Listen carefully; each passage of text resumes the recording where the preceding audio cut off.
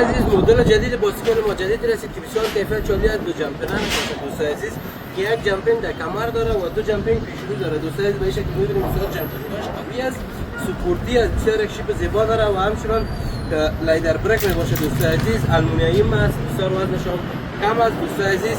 گیراش کست و فنچه است، به این شکل شما میتونید تغییر و تبدیل بدید.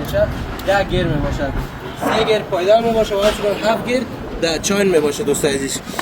این باسکل‌ها رو شما می‌دونید که به طور آنلاین از فروشگاه بدل داره. برای معلومات بیشتر از این قیمت باشه.